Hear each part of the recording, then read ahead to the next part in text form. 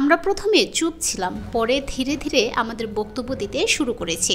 এখন আমরা বলছি যে কিছু টেকনিক্যাল সমস্যা এবং প্রতিবন্ধকতা রয়েছে, তবে আস্থা রাখছি সব কিছু ঠিক হবে। আওয়ামী লীগ ছিল, আছে এবং থাকবে। আওয়ামী লীগের পরবর্তী ধাপে গুরুত্বপূর্ণ কাজগুলো হবে, বিশেষত জনগণের স্বার্থে। আমরা অবশ্যই আমাদের দায়ও স্বীকার করি।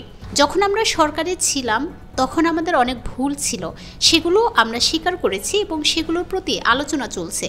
এখন আমাদের উদ্দেশ্য হলো ভবিষ্যতে এসব ভুল থেকে শিক্ষা নেওয়া এবং এগুলো যাতে পুনরায় না হয় সে বিষয়ে কাজ করা। আমরা যখন বলেছিলাম জনগণের উপর গুলি চালানো যাবে না, তখন এই অবস্থান বজায় রেখেছি। আমরা কখনোই গুলি চালানোর পক্ষে ছিলাম না, বরং শান্তিপূর্ণ সমাধান খুঁজতে চেয়েছিলাম। এই অবস্থান থেকে আমরা বিচার চাই, যাতে সঠিক অপরাধীদের শাস্তি দেওয়া হয়।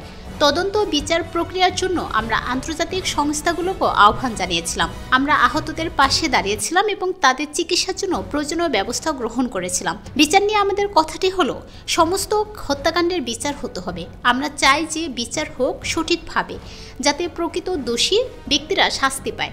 জাতিসংঘ সহ অন্যান্য আন্তর্জাতিক সংস্থাগুলোর সহযোগিতায় আমরা যেটা চেয়েছিলাম সেটা এখনও সম্পূর্ণ হয়নি, কারণ সরকারি পক্ষ থেকে যথাযথ পদক্ষেপ নেওয়া হয়নি।